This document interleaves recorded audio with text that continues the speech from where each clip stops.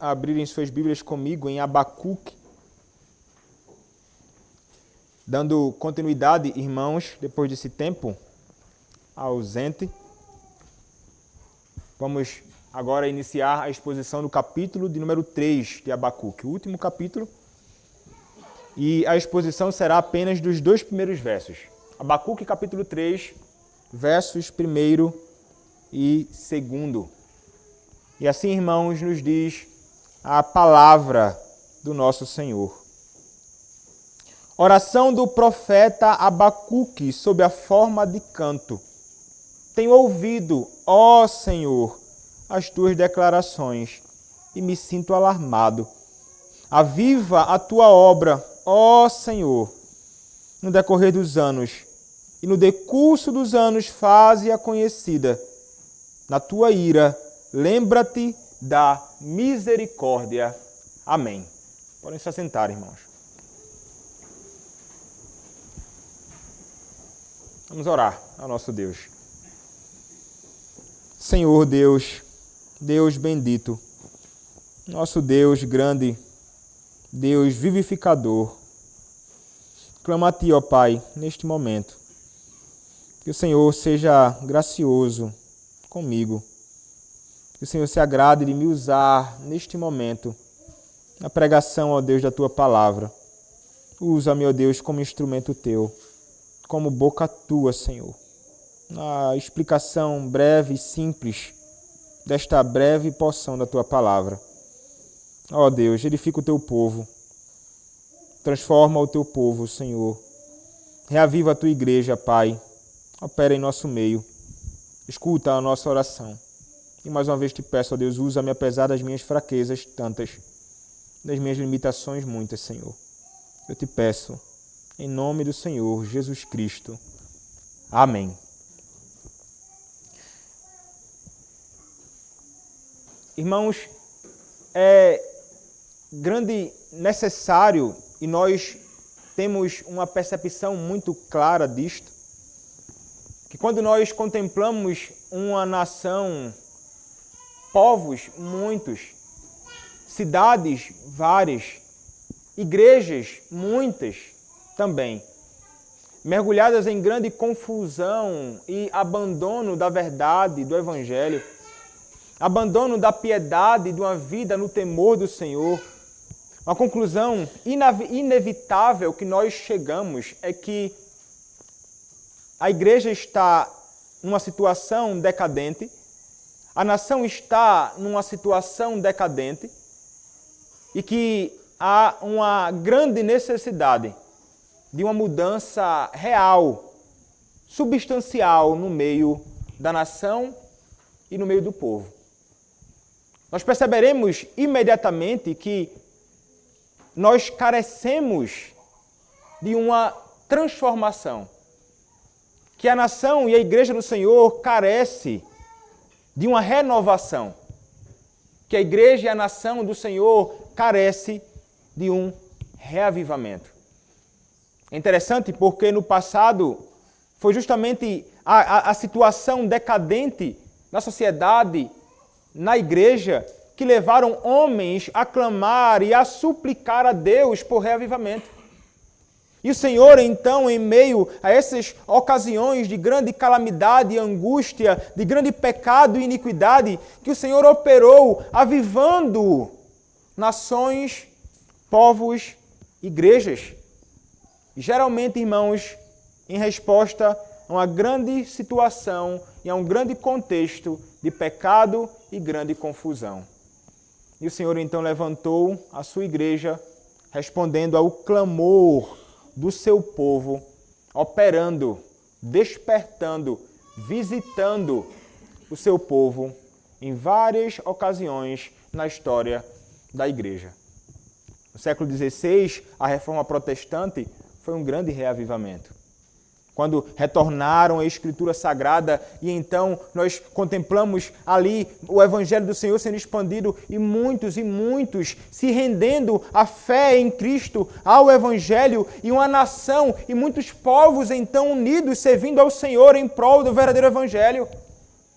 Posteriormente, no período dos puritanos, nós encontraremos ali mais um outro reavivamento entre tantos outros, quando naquele período homens estavam dedicados ao serviço ao Senhor e clamando, aspirando, desejando por uma reforma e purificação no governo, na sociedade, na igreja, no culto, na vida.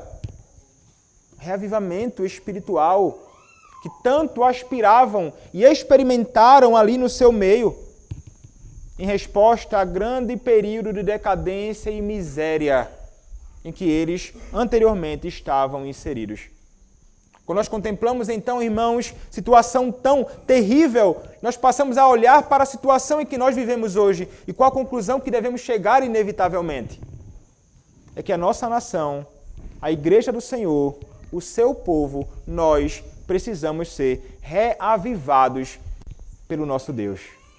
É isto que nós carecemos e nós precisamos. E esta conclusão, irmãos, inevitável, foi a conclusão chegada pelo próprio profeta Abacuque nos seus dias. Estava lá ele, em meio a uma nação, ao povo do Senhor, Judá, que estava, um povo que estava mergulhado em pecado, em iniquidades. E ele clama ao Senhor sem entender por que razão, Senhor, o ímpio prospera, o perverso prospera, há todo tipo de maldade e iniquidade sendo cometida no meio do teu povo. São violentos, não atentam para os teus mandamentos. Senhor, até quando? É a queixa do profeta.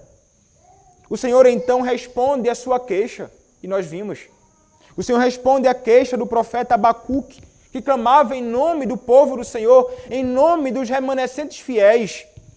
E o Senhor responde a Abacuque: eu não estou cego. Eu contemplo tudo. E eu vou tratar isto. Eu vou levantar uma nação ímpia. Eu levantarei os caldeus, os babilônicos, para punir não somente os malfeitores no meio do meu povo Judá, mas até mesmo aqueles que são remanescentes experimentarão até mesmo o meu juízo. Eu haverei de me manifestar, e aqui está a vara da minha disciplina. São os caldeus, povo perverso, povo mau, povo que pratica muito mais violência do que vocês praticam. Esse tipo, então, de resposta e manifestação do Senhor, a queixa de Abacuque o leva a apresentar outra queixa. E agora ele já não está mais questionando posteriormente sobre o pecado do povo, mas questionando por que o Senhor vai agir assim. Porque o Senhor vai levantar um povo mais ímpio, mais injusto, mais violento do que nós. E ele não consegue entender por que razão o Senhor se utiliza deste meio. E ele fica sem compreender, ele está confuso, ele não consegue entender as coisas que estão ao seu redor. E então ele decide se calar. Ele decide se colocar na torre de vigia e aguardar a resposta do seu Senhor. Ele se põe em uma torre de vigia. E o Senhor então responde a ele. O Senhor responde a ele, apresentando então a ele uma visão gloriosa de que ele sim virá. E ele então vai manifestar a sua ira contra esses homens ímpios que se voltam contra o seu próprio povo. Esses homens ímpios, soberbos, sobre os quais cairá a ira do Senhor. E paralelo então a esta manifestação da justiça e do juízo do Senhor, ele diz: mas o justo viverá pela fé. O justo, ele é justificado por fé e viverá por fé. Ele será abrigado, ele será guardado. Aquele que vive pela fé nos caminhos do Senhor, mas ai do soberbo. Ai, ai, ai, ai, ai. Ele apresenta 5 ais, manifestando então assim a sua grande insatisfação com a perversidade dos babilônicos. Então, irmãos, diante desta manifestação da grandeza de Deus em punir os homens maus, e diante então da declaração do próprio Senhor, de que Ele está no seu santo templo, cale-se diante dele toda a terra, agora o profeta lhe responde a esta manifestação e este plano grandioso, belíssimo, maravilhoso e terrível do Senhor. Ele responde de uma forma muito, mas muito apropriada. Agora, irmãos, nós nos depararemos com um homem que não está mais manifestando queixa alguma, mas agora ele vai irromper em louvor ao Senhor. Ele vai irromper em adoração ao Senhor, diante da manifestação da vontade do Senhor, que ainda que não tão clara, mas revelada para ele. E então isso o faz agora descansar com esperança, louvor e fé, confiando em Deus, confiando no seu Senhor. E aí, então, irmãos, esta porção que nós iremos considerar agora, apenas os 2 primeiros versos, o profeta, então, nos apresenta o que é chamado aqui de oração. O verso 1 nos diz, oração do profeta Abacuque sob a forma de canto. Então aqui, irmãos, o que nós temos é que este homem agora, ele apresenta uma oração em forma de louvor. Como alguns estudiosos dirão, ele apresenta uma oração em forma de um salmo de adoração ao seu Deus. Ele louva ao seu Deus com um salmo composto por ele mesmo.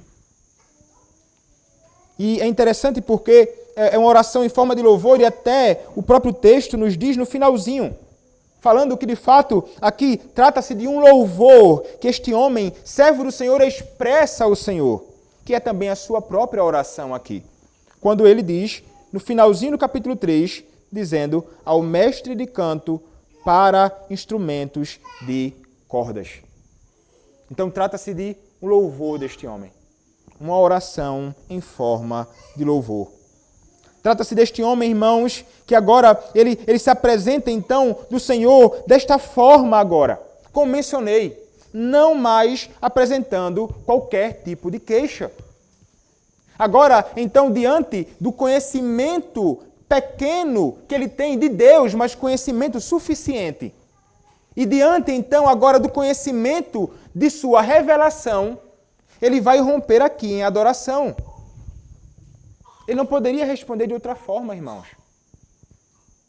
Quando o homem ele se encontra com a manifestação extraordinária e poderosa de Deus, quando o homem se depara com a revelação da vontade de Deus, o homem deve se prostrar em adoração. É isto o que o profeta Abacuque faz.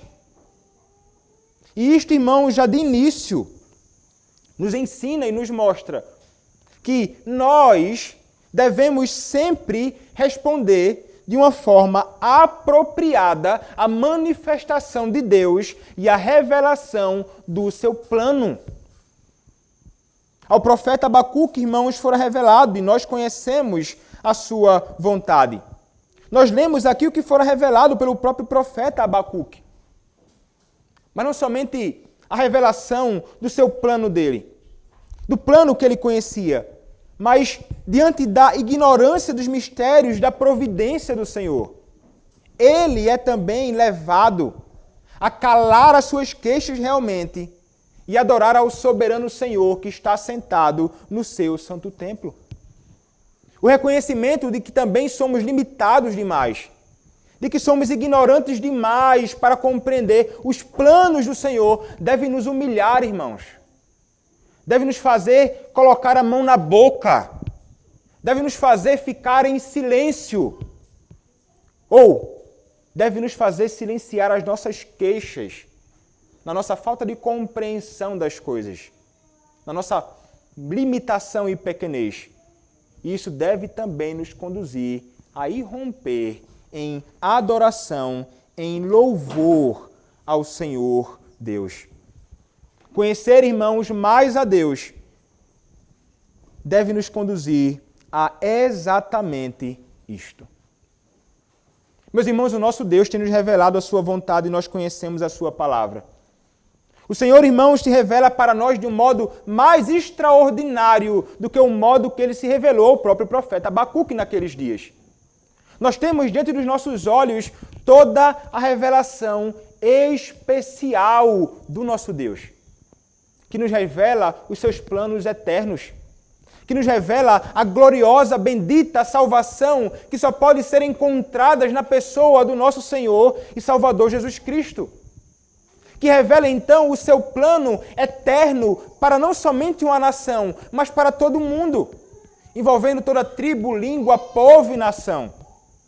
O Senhor que revela o seu plano grandioso, o seu plano que envolve, além da salvação dos homens, envolve a manifestação da sua ira, que é muito maior a que virá, que a ira manifesta ao profeta Abacuque nos seus dias, que haveria de cair sobre os babilônicos e sobre até mesmo o seu próprio povo naqueles dias.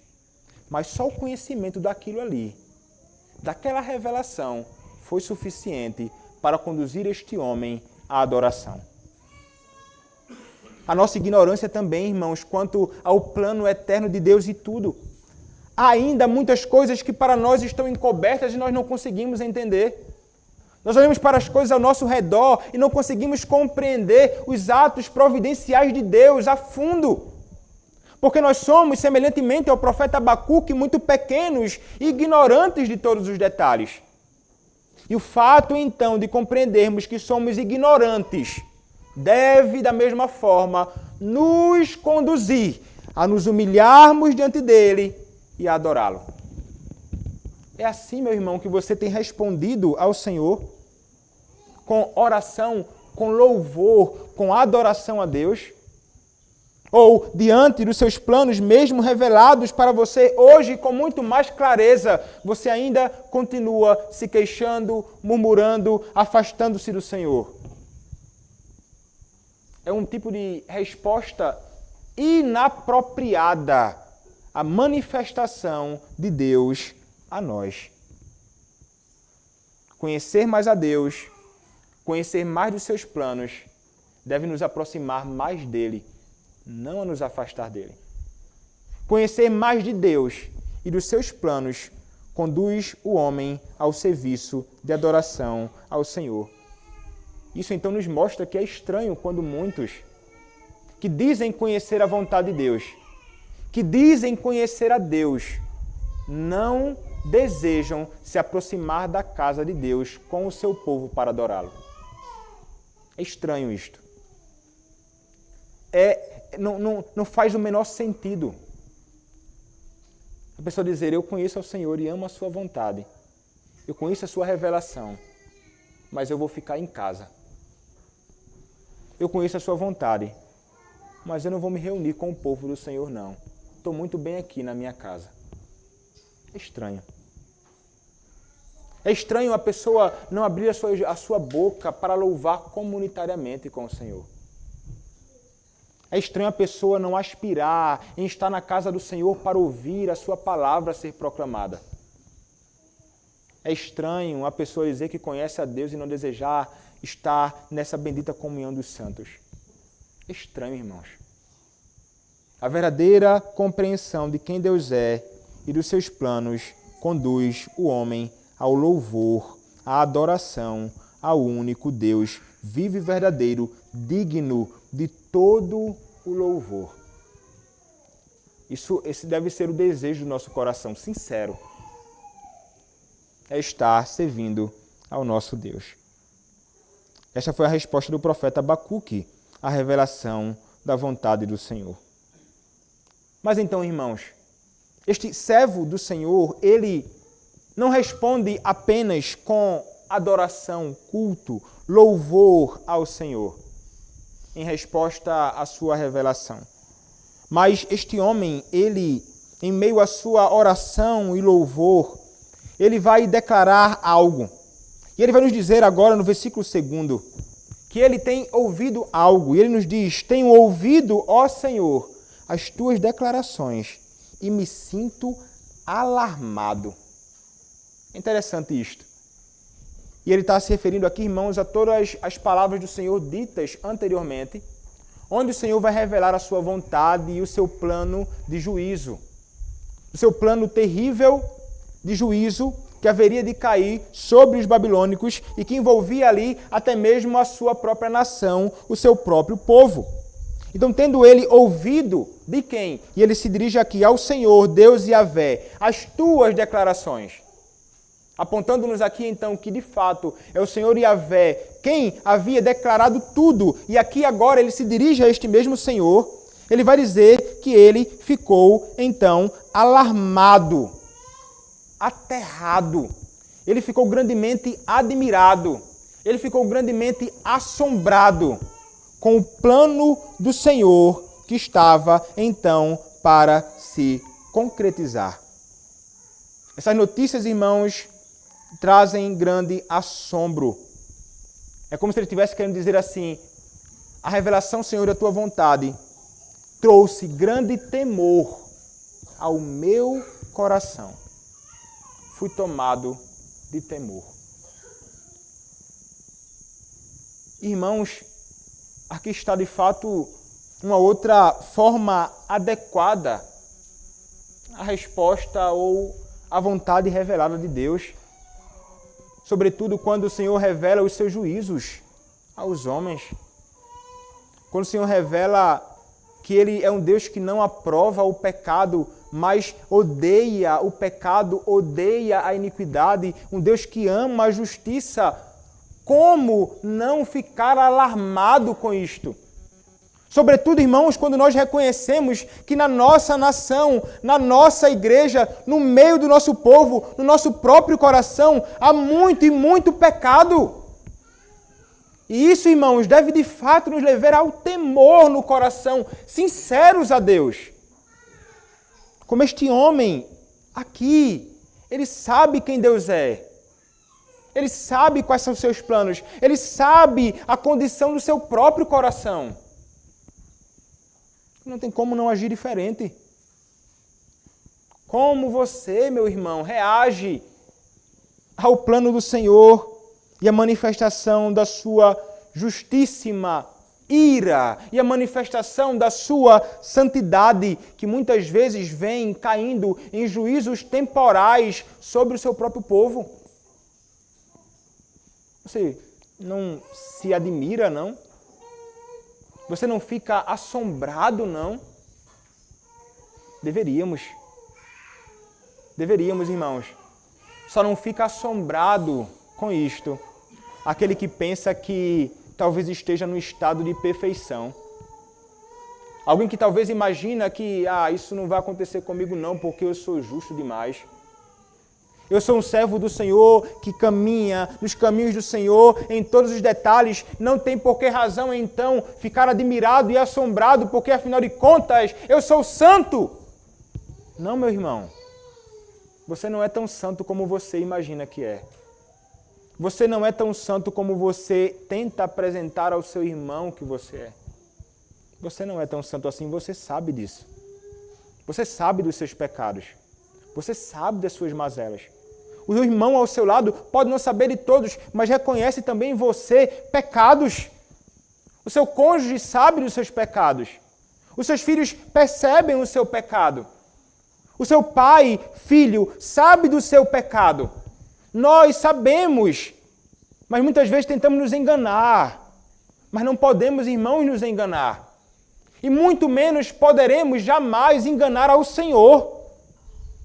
E conscientes de que nunca jamais conseguiremos enganar ao Senhor, que Ele sabe o que se passa no mais profundo íntimo do nosso próprio coração. Isso deve nos humilhar e deve nos fazer temer os juízos dele. Juízos justos, irmãos. O Senhor é sempre justo. Sempre justo. Ele vai retribuir e vai dar a cada um aquilo que merece, com certeza. E você deve temer e tremer diante do Senhor. Nós devemos responder, irmãos, de forma apropriada à manifestação do nosso Deus. E não, irmãos, jamais pensemos que é necessário que Ele se revele com uma teofania na nossa frente. Que Ele se manifeste de forma visível aos nossos olhos. Não é necessário que escutemos uma voz do Senhor como de um trovão para nos conduzir a tremer e temer diante dele. deve ser suficiente para nós só o fato de lermos a sua vontade. Deve ser suficiente para nós só o fato de meditarmos na sua palavra. Deve ser suficiente só o fato de ouvirmos a revelação da sua vontade domingo após domingo. E nós nunca estamos em conformidade com ela.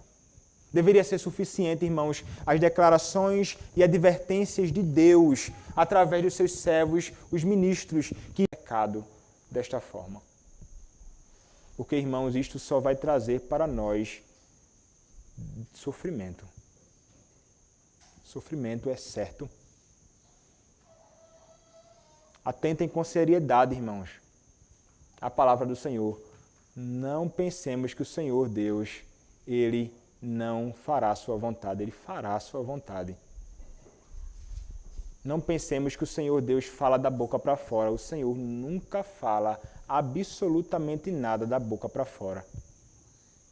Não pensemos que o Senhor, Ele não aplicará a sua disciplina em nós se nos desviarmos do seu caminho. Ele aplicará a sua disciplina sobre nós. Porque Ele é verdadeiro e é santo e é justo, Ele terá de fazer isso. Ele terá de nos tratar de uma forma ou de outra, mas Ele vai nos tratar de alguma forma para o nosso próprio bem. Mas o Senhor nunca deixará que permaneçamos envolvidos na nossa miséria. Mais uma vez, escutem com temor as advertências do nosso Deus. Mas, irmãos, esse homem que ficou com o coração como que derretido diante do Senhor, diante do temor, que passou a surgir no seu coração por causa da revelação da vontade de Deus, nós encontramos na sua oração duas petições, irmãos, que estão relacionadas. O que é que este homem, irmãos, ele clama? Ele que reconhece a miséria que há no meio do povo. Ele clama, irmãos, primeiro, ele ora ao Senhor por avivamento. E ele também, irmãos, clama ao Senhor por misericórdia. A contemplação de quem Deus é e a compreensão dos seus planos eternos conduz o homem a clamar exatamente a Deus assim. Por avivamento e por misericórdia. Ele nos diz, no verso 2 ainda, aviva a tua obra, ó Senhor, no decorrer dos anos, e no decurso dos anos, faze-a conhecida. Veja, irmãos, anteriormente, como falei, Abacuque havia se queixado da condição triste no meio do povo. E então, conhecendo a miséria, ele clama, aviva teu povo. E é interessante, irmãos, porque nós contemplamos aqui este homem clamando ao Senhor. Então veja que há o conteúdo da sua oração, pelo que ele pede. Existe também por quem ele pede e a quem ele pede. É interessante nós notarmos que ele clama ao Senhor. Ele não clama aos homens deste mundo. Ele não clama às figuras importantes da nossa nação e no mundo. Ele clama ao Senhor Deus Yahvé. Ele clama ao Senhor Deus Javé, ao Deus pactual, ao Deus fiel. Então isso nos ensina, logo de imediato, que o clamor que nós devemos fazer por mudança é a Deus. É a Ele que nós iremos orar. Mas, irmãos, nós iremos orar clamando o quê? O profeta orou clamando ao Senhor por avivamento. Ele estava consciente de que só o Senhor poderia provocar essa mudança no meio do seu povo, de que somente o Senhor poderia operar grandiosamente no meio do seu povo, mas ele então clama, o pedido dele é por avivamento. E é interessante, irmãos, que quando ele clama por isto, ele não clama por ele somente. Ele é alguém que clama por ele e pelo povo. Ele age como um profeta mediador que clama em favor dele e em favor também daqueles que estão junto dele. Ele clama em favor da igreja. É por isto que ele está suplicando.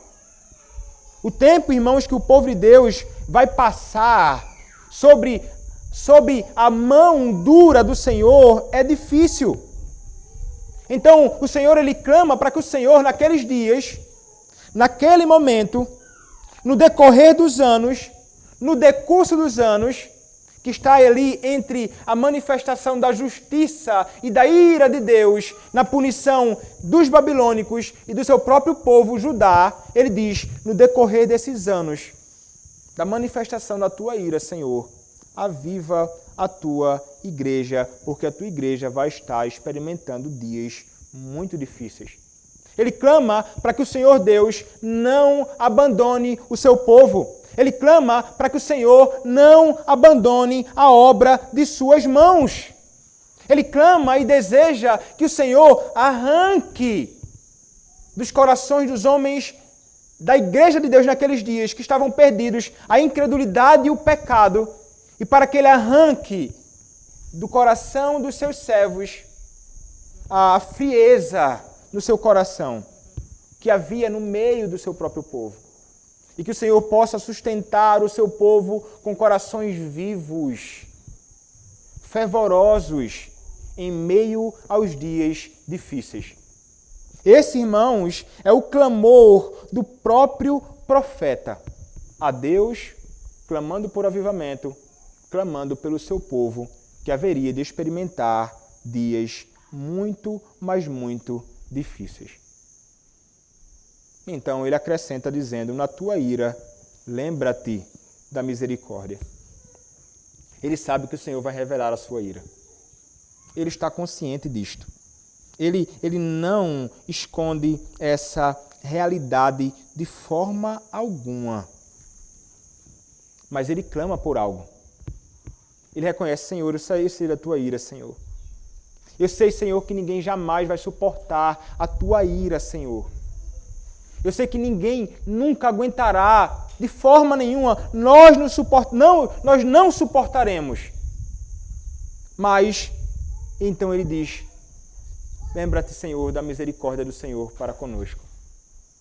Veja, irmãos, que ele não apela para a justiça do Senhor. Porque, irmãos, apelar para a justiça de Deus seria trágico. O Senhor age com justiça sobre nós. Como assim? É punição, com certeza. Clame pela justiça de Deus sobre sua vida. Clame pela ira do Senhor sobre sua vida. Ele vai manifestar a sua ira e será terrível. Ele apela à misericórdia de Deus. Sim. Ele sabe que é melhor cair nas mãos desse Deus. E ele sabe, como o próprio Davi sabia, que é melhor de fato cair nas mãos do próprio Deus. Porque ele sabe que Deus é misericordioso. Abacuque sabe que Deus é misericordioso. Então ele clama isto. Porque, irmãos, clamar pela misericórdia de Deus é sempre o melhor caminho. É sempre o melhor caminho. Não tem outro, irmãos. E é isso que faz o servo do Senhor no passado. Você pode olhar comigo para o que diz 1 Crônicas, capítulo 21. 1 Crônicas, capítulo 21. Verso de número 13, quando a palavra do nosso Senhor nos diz o seguinte: depois do pecado que cometera, com o senso que levantou, algumas formas de punição foram apresentadas a ele, mas ele vai clamar ele vai dizer o seguinte, verso 13, do capítulo 21 de 1 Crônicas. Então disse Davi a Gade, estou em grande angústia, caia eu, pois, nas mãos do Senhor, porque são muitas as suas misericórdias, mas nas mãos dos homens não caia eu. Noutra ocasião agora, um outro servo do Senhor que nós lemos nesta manhã, Daniel. Daniel, capítulo 9, verso de número 15 até o verso de número 19. O profeta acentuando e falando acerca da misericórdia de Deus, ele nos diz o seguinte: na verdade, o Senhor nosso Deus, que tiraste o teu povo da terra do Egito com mão poderosa, a ti mesmo adquiriste renome, como hoje se vê, temos pecado e procedido perversamente. Ó Senhor, segundo as tuas justiças, aparte-se a tua ira e o teu furor da tua cidade de Jerusalém, do teu santo monte, porquanto, por causa dos nossos pecados e por causa das iniquidades de nossos pais, se tornaram Jerusalém e o teu povo opróbrio para todos os que estão em redor de nós. Agora, pois, ó Deus nosso, ouve a oração do teu servo e as suas súplicas, e sobre o teu santuário assolado, faze resplandecer o rosto por amor do Senhor. Inclina, ó Deus meu, os ouvidos e ouve, abre os olhos e olha para a nossa desolação e para a cidade que é chamada pelo teu nome. Porque não lançamos as nossas súplicas perante a tua face, fiados em nossas justiças, mas em tuas muitas misericórdias. Ó Senhor, ouve. Ó Senhor, perdoa. Ó Senhor, atende-nos e age. Não te retardes por amor de ti mesmo, ó Deus meu, porque a tua cidade e o teu povo são chamados pelo teu nome. Não fiados na nossa justiça, não há justiça em nós, mas unicamente, Senhor, pela tua misericórdia, perdoa, Senhor, ser compassivo conosco. É o caminho, irmãos, que devemos traçar e trilhar quando nos deparamos com a manifestação de quem Deus é e também da manifestação dos seus planos de justiça sobre o mundo e tudo aquilo que no mundo há. Apelar por avivamento e apelar a Deus por misericórdia. E o profeta, irmãos, só clama a Deus por misericórdia. E só clama a Deus de fato, porque ele sabe que Deus é misericordioso. E nós podemos, irmãos, nos apresentar diante desse Deus, clamando a Ele, certos, porque esse Deus de fato é um Deus misericordioso. Isso deve nos impulsionar a suplicar a Deus. Mas, irmãos, o desejo deste homem é que o seu povo, em meio aos dias maus, sejam reavivados. Mas então, o que é reavivamento? O que é ser reavivado por Deus? Um teólogo do passado escreveu o seguinte, definindo para nós o que seria reavivamento. Ele diz, uma obra de Deus, por meio de seu Espírito, através de sua palavra, que traz os espiritualmente mortos a uma fé viva em Cristo, renovando a vida interior dos crentes negligentes e apáticos. Em um reavivamento, Deus renova as coisas antigas, conferindo poder novo à lei e ao Evangelho, e produz renovado despertamento espiritual naqueles cujos corações e consciências tenham estado cegos, endurecidos ou frios. Dito isso, observa-se que um reavivamento anima ou reanima as igrejas cristãs, para que exerçam impacto espiritual e moral sobre as comunidades. Isso envolve um reavivar inicial, seguindo por um estado de manutenção do reavivamento, enquanto perdurar a visitação divina. Enquanto perdurar a visitação do Senhor. Meus irmãos, reavivamento na vida do povo, na vida de uma nação, na vida da igreja, é o que nós podemos dizer uma intensificação da obra da santificação operada em nós pelo Espírito Santo. Há uma intensificação dessa obra que nós experimentamos continuamente em nossa vida. É uma atividade mais intensa do Espírito Santo de Deus em cada um do seu povo. E como falei no início, irmãos, geralmente nós clamaremos por avivamento, reavivamento, e nós pedimos por isto. E realmente, geralmente pedimos quando estamos caminhando mal. E olhe para o nosso redor, irmãos, é isso que nós constatamos, não é? As coisas estão caminhando muito e muito mal. Por essa razão, então, irmãos, a necessidade que a igreja do Senhor e a nação tem de um avivamento. De um avivamento, irmão, que comece em nós, como indivíduos particularmente. Que comece no nosso próprio coração. Uma visitação de Deus em nós. E pode acontecer muitas vezes com alguém individualmente. Avivamento.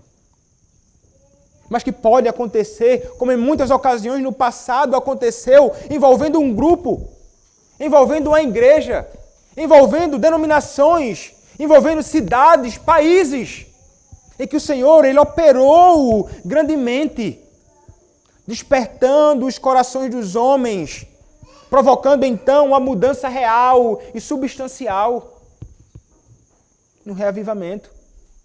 Será, irmãos, que nós necessitamos de um avivamento? Sim, irmãos. Nós precisamos ser reavivados pelo nosso Senhor. Homens do passado clamaram por isto, Abacuque clamou por isto. Foi o clamor dele.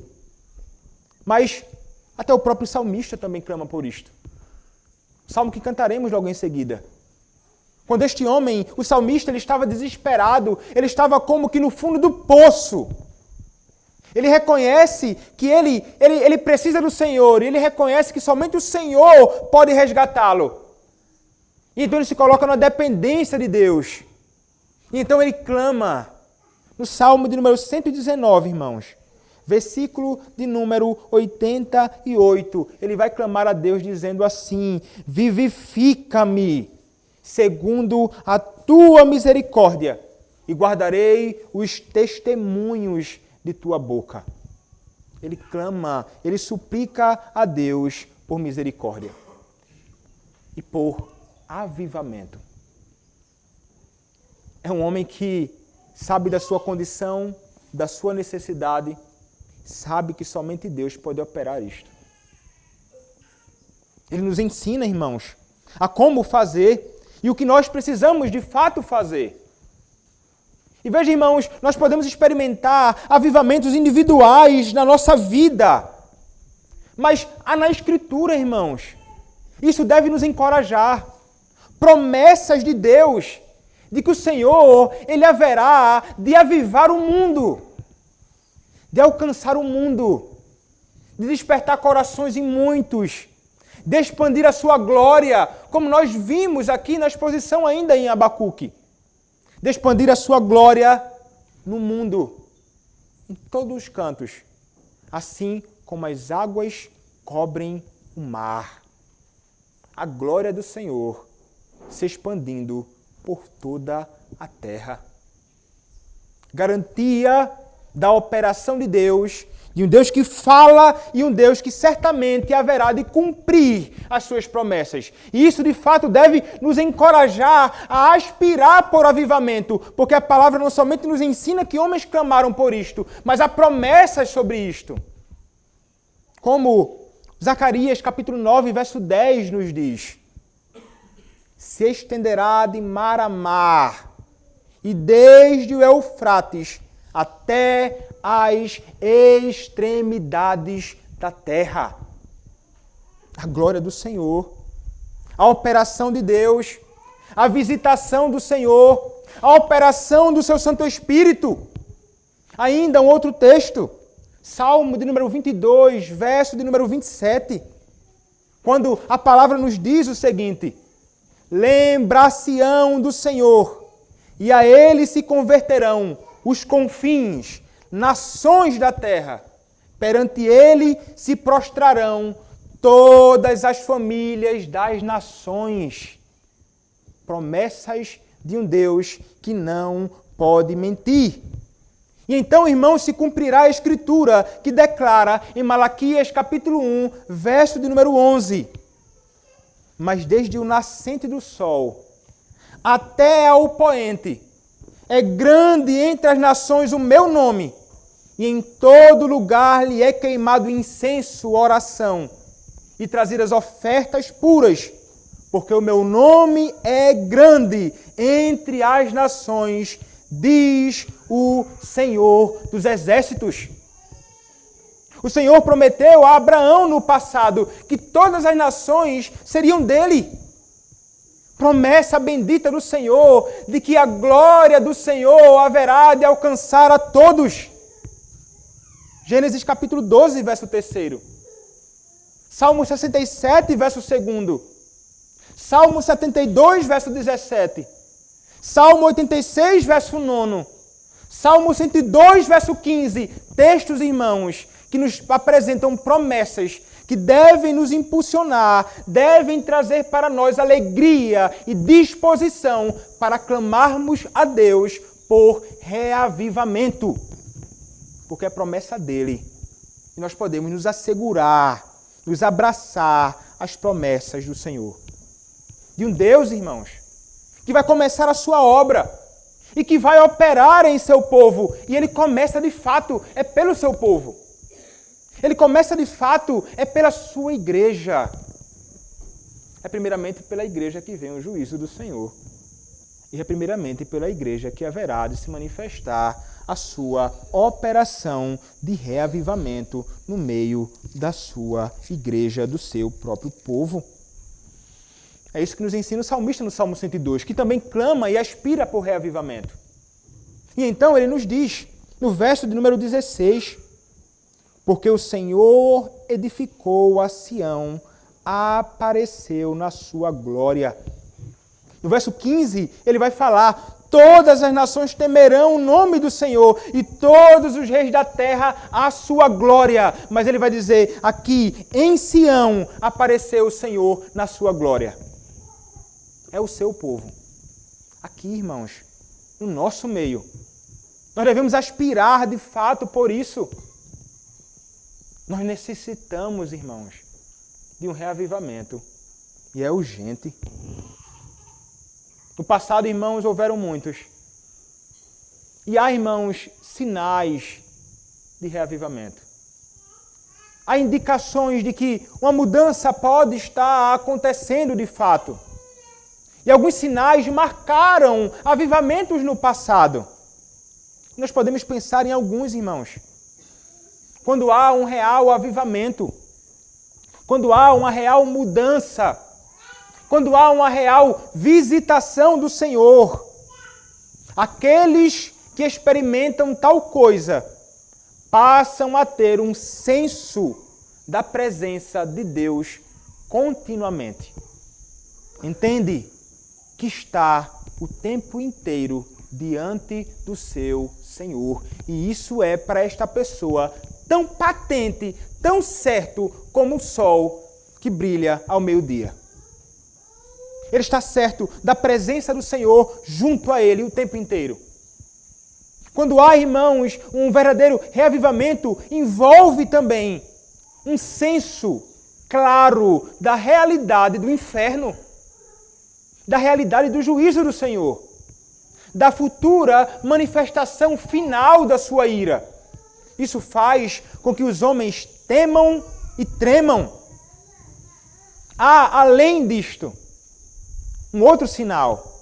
É um senso profundo do pecado.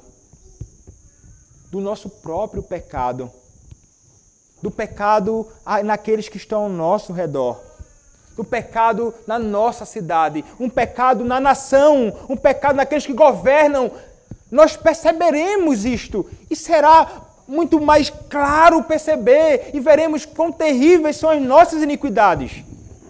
Que nós, quando não estamos reavivados pelo Senhor, somos ignorantes, não percebemos, muitas vezes com a mente como que cauterizadas por causa do nosso próprio pecado e não damos conta daquilo que está dentro de nós, mas numa verdadeira visitação do Senhor, irmãos. Há um senso claro do pecado que há em nós e ao nosso redor. Além disto, irmãos, o Espírito de Deus, ele vai despertar um temor em nossos corações maior por Deus. E temeremos Ele de verdade. Nós, de fato, de coração, sinceramente, odiaremos o pecado e amaremos a justiça. Mas será que é isso que temos experimentado hoje, meus irmãos? Será que nós podemos abrir a boca e dizer a nação brasileira está vivendo e experimentando um grande avivamento? Se você for sincero e honesto e olhar para a sua própria vida, você pode constatar o contrário. Provavelmente. Como ainda falta real temor a Deus em nossos corações. Como ainda falta, irmãos, real tristeza pelo nosso pecado. Quando foi a última vez que nós choramos por causa dos nossos pecados? Quando foi a última vez, irmãos, que nós choramos e lamentamos por causa das nossas iniquidades? Deveríamos chorar por causa dos nossos pecados. Evidência outra de um coração compungido, irmãos, de um coração verdadeiramente contrito. E aqui implica numa outra real manifestação de um avivamento no meio do povo, é quando há arrependimento. Em todas as manifestações de avivamento do Senhor, houve arrependimento. Daqueles que eram de fora da igreja, que se arrependeram dos seus pecados, crendo em Cristo, e um número imenso de pessoas crendo no Senhor e sendo membros da igreja do Senhor. Ali os primeiros dias da igreja em Atos dos Apóstolos, nós vemos isto. Reavivamento, operação de Deus sobrenatural, chamando os homens ao arrependimento, a igreja do Senhor crescendo muito. Mas arrependimento também no meio do povo do Senhor. De homens e mulheres que reconhecem os seus pecados e agora abandonam os seus pecados. Homens e mulheres que dão as costas à iniquidade. Homens e mulheres que se voltam para o Senhor, com fé em Deus, deixando tudo aquilo que é desagradável a Ele. Implicando então também em confissão de pecados. É um reconhecimento da sua miséria, é um arrependimento sincero dos seus pecados e uma confissão a Deus da sua iniquidade. Aqui está, Senhor, estão os meus pecados. Aqui, Senhor, estão as minhas mãos sujas com a iniquidade. Aqui está, Senhor, a minha culpa. E que é seguido, essa confissão de pecados é seguida de grande alegria. Alegria pelo perdão dos pecados que é encontrado no Senhor, no Deus que perdoa os nossos pecados. Há também alegria e grande alegria no Senhor. Há em dias de avivamento, irmãos, um elevado senso e percepção do amor de Deus por nós. Não somente da sua ira, santidade e justiça, mas do seu amor. Nós ficamos como que aguçados espiritualmente para perceber tais coisas. Há, além disto, irmãos, também um amor pelo povo. Um amor pelo povo do Senhor, pela igreja de Cristo. Uma igreja onde há reavivamento e mudança, há amor sincero, sem hipocrisia. Serviço sincero, sem hipocrisia. Disposição para servir com tudo o que tem ao seu irmão. Isto é uma mudança e é algo que tem que acontecer no meio do povo. Quando nós clamamos, de fato, por um reavivamento. Mas não somente, irmãos, amor por quem está dentro da nossa igreja. Por todos os santos de Deus, na nossa igreja espalhados pelo mundo, mas há um amor pelos perdidos. Porque aqueles irmãos que experimentaram um verdadeiro reavivamento, eles não conseguiam deixar a mensagem do Evangelho guardada para eles apenas. Mas eles como que transbordavam desta mensagem e aspiravam que os perdidos no mundo crescem e se rendessem ao mesmo Deus. E há, irmãos, também um fervor intenso na oração, na comunhão particular com o Senhor, na súplica a Deus, numa vida de plena, absoluta dependência do Senhor. Será, irmãos, que é isso que nós temos experimentado em nossos dias, irmãos? É isso que a nossa igreja aqui está experimentando? Será que as nossas igrejas, nosso presbitério tem experimentado um reavivamento? Ou será que nós necessitamos, irmãos, experimentar tais coisas? Creio, irmãos, que a igreja do Senhor Jesus Cristo precisa de uma visitação do Senhor, reavivando os nossos corações. E nós devemos nos empenhar, irmãos, e veja, há a necessidade de nós clamarmos ao Senhor. As orações sempre acompanharam os grandes avivamentos que tiveram. Até mesmo em algumas ocasiões, orações de 5 pessoas numa casa, que dali despertou todo um povo. Oração. Há uma necessidade, irmãos, de olharmos para cima. Mas para que olhemos para cima, clamando por avivamento, temos de crer que o Senhor, de fato, pode reavivar a sua obra. E como pergunta outro teólogo, você acredita em reavivamento? Você está persuadido? Você pode acreditar no reavivamento como uma teoria, mas está preparado para agir? Você está preparado para encorajar outros a orar contigo? Se é um ministro da palavra, você está preparado para pregar sobre esse assunto e trazê-lo para a sua igreja e outras igrejas? Você está preparado para se juntar a outros que pensam da mesma forma e se encontrar, digamos, uma vez por mês, ou 3 ou 4 vezes por ano, para considerar as promessas das Escrituras, as bênçãos dos reavivamentos passados, as necessidades prementes de nosso mundo moderno afundando em pântano de pecados e a perspectiva de oração respondida?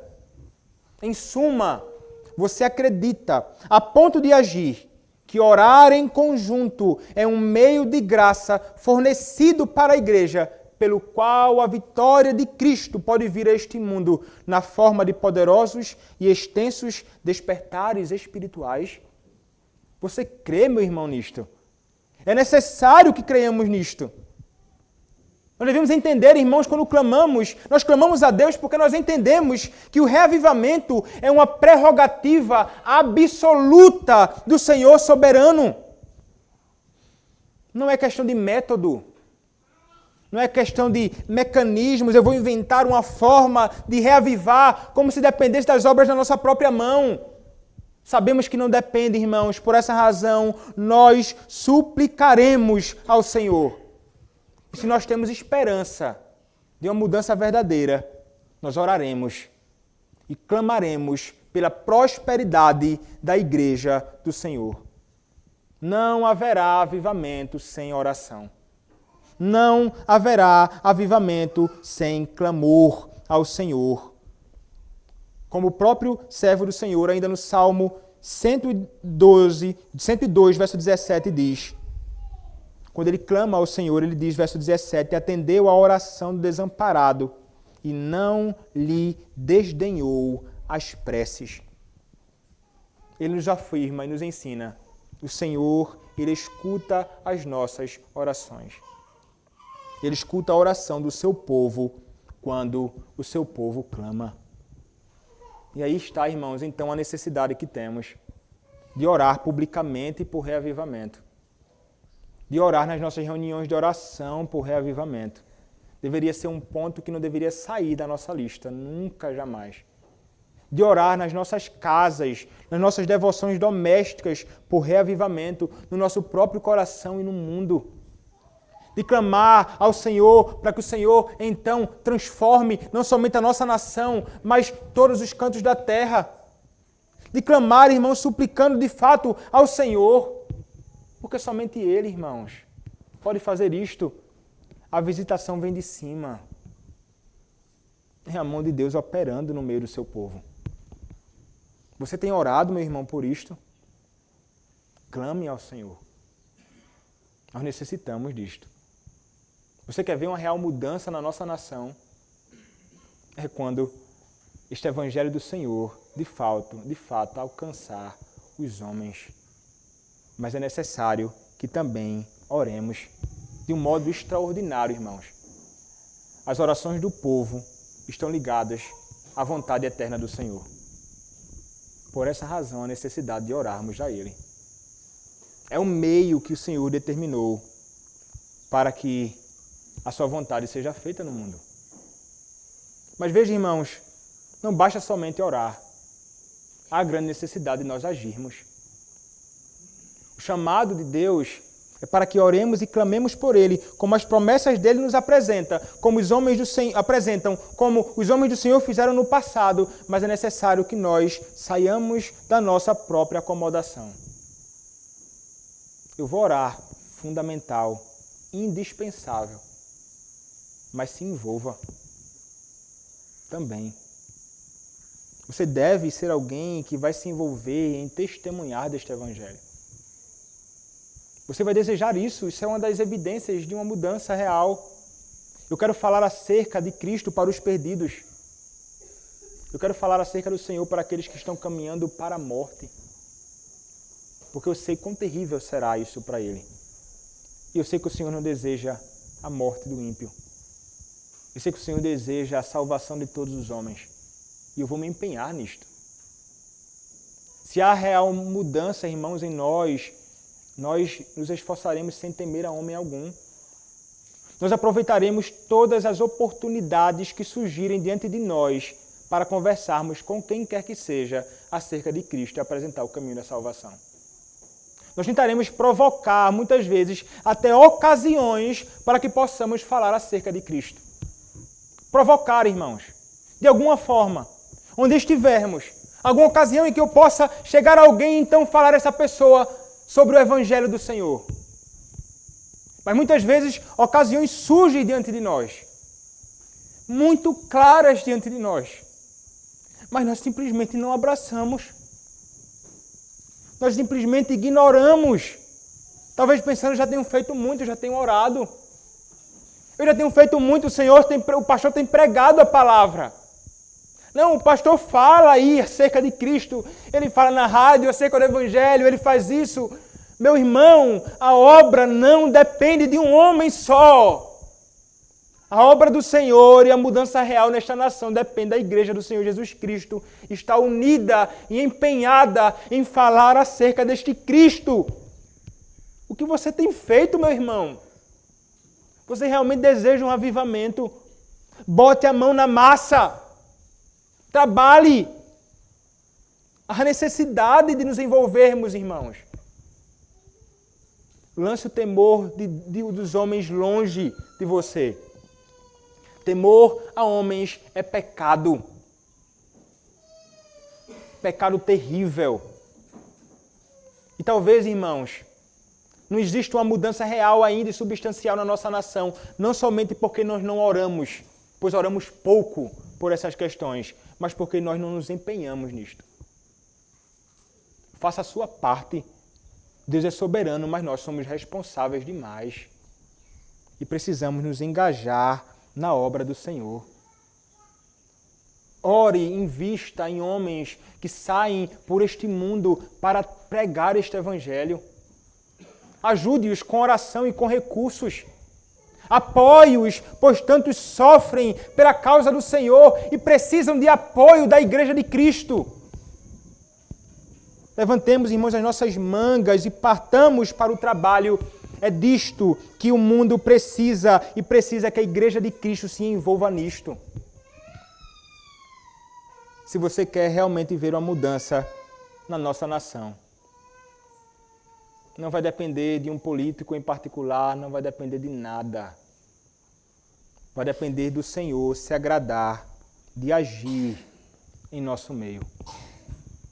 Vai depender do Senhor querer transformar toda a nossa nação. Por essa razão, irmãos, o clamor e o pedido nosso hoje é oremos, oremos, oremos, clamemos, supliquemos, trabalhemos, confiemos no Senhor. Como o servo do Senhor confiava, certos de que o Senhor, então, Ele pode, como muitas vezes no passado fez, operar em nosso meio. Como nós muitas vezes falamos e declaramos com os nossos lábios que desejamos. E o Senhor, então, sendo vontade dEle, no tempo dEle, agirá. Certamente, irmãos, Ele agirá. Que nós possamos, irmãos, também ser aqueles que vão se utilizar de todos os meios necessários para isso. Para que você possa ser avivado, irmão. e a Igreja de Cristo também seja avivada. É necessário que nós estejamos também nos envolvendo com toda a nossa força e coração nos meios mais comuns que Ele nos deu para uma real mudança no nosso ser. Muitos, no seu engano, em busca de um avivamento superficial, ficam na expectativa de que, de alguma forma, eles vejam coisas extraordinárias. Eles esperam manifestações em línguas, eles esperam profecias extraordinárias. Não, irmãos. Isso tudo acaba confundindo o real propósito do verdadeiro avivamento. Se você quer ser alguém, irmão, que vai contribuir com a mudança real, dedique-se às coisas mais simples que o Senhor te deu para fazer, que você negligencia. Leia a sua palavra. Medite na palavra do Senhor. Cante a palavra do Senhor. Seja sincero na sua devoção a Ele. Ore ao Senhor baseado nas suas palavras, nas suas promessas. Cultue a Deus. Escute a proclamação do seu Evangelho. Assente-se à mesa do Senhor. Meios ordinários, irmãos, comuns, mas tão fundamentais para uma mudança real. Quando o Senhor, através deles, vai nos mostrar a condição do nosso pecado e como precisamos de Cristo e como este mundo precisa mudar. E ore para que os servos do Senhor, os ministros, nunca cessem de clamar e de proclamar a verdade. É necessário que as pessoas tenham a plena convicção de pecados para que possam perceber a grande necessidade que eles têm de um Redentor. Precisamos de homens que se levantem nos púlpitos para falar acerca da verdade do Senhor. E quanto a você que não conhece a Cristo, você deve estar consciente de uma coisa. O profeta, ele clama, na tua ira, lembra-te da misericórdia. Haverá uma ocasião em que a ira do Senhor se manifestará de tal forma que não haverá misericórdia para ser lembrada. Haverá uma ocasião em que a misericórdia do Senhor será adiada. E este dia chegará, você deve estar certo disso. Você criança, você jovem, você mulher, você homem que não conhece a Cristo, saiba, este dia chegará. O Senhor não vai derramar mais da sua misericórdia. O Senhor neste dia manifestará somente a sua justa ira na condenação dos perdidos. A ocasião de você abraçar a misericórdia de Deus é hoje. Arrependa-se dos seus pecados, jovem. Arrependa-se dos seus pecados, criança. Arrependa-se dos seus pecados, homem, mulher, velho. Corra para Cristo. É dele que você precisa. A misericórdia abundante deste Deus é manifesta hoje ainda sobre nós. Mas um dia essa misericórdia dele será retirada. Não duvide disto. Nunca duvide disto. E nós que conhecemos ao Senhor, louvemos ao Senhor pela sua abundante misericórdia revelada em Cristo. Foi Ele quem nos salvou. Esta ira futura não experimentaremos. Ele experimentou por nós, para que vivamos para Ele. Louvado seja o nome do nosso Senhor, Jesus Cristo. Amém. Vamos orar, irmãos. Senhor nosso Deus, ó Senhor bendito, tem misericórdia, Senhor, do teu povo. Tem misericórdia de nós, Senhor. Tem misericórdia da tua igreja, ó Pai. Tem misericórdia da nossa nação, Senhor. Reaviva, ó Deus, em nós e no nosso meio a tua obra. Ó Senhor, vivifica os nossos corações. Expurga, retira de nossos corações o pecado, Senhor. Ó Deus, coloca no nosso coração o teu temor. Coloca nos nossos corações o teu amor. Coloca nos nossos corações um ódio pelo pecado. Coloca nos corações nossos um desejo, um amor pela tua palavra. Um desejo, um amor pelo teu culto. Um desejo, um amor, Senhor, por estar na Tua bendita presença. Ó Senhor, aviva a Tua igreja. Ó Senhor, aviva a Tua igreja. Ó Senhor, aviva o Teu povo, Senhor. Nós dependemos do Senhor para isto, Pai. E sabemos que carecemos da visitação do Senhor. Por essa razão, olhamos para o alto, olhamos para os céus, clamando a Ti, na expectativa de que o Senhor faça isto. E faze isto, Senhor, segundo as Tuas promessas. Opera, Senhor, em nosso meio. Faz, ó Deus, obra grandiosa. Opera, ó Deus, poderosamente. É o que nós te pedimos, Senhor. Faze isto, em nome do Senhor Jesus Cristo. Amém. Amém.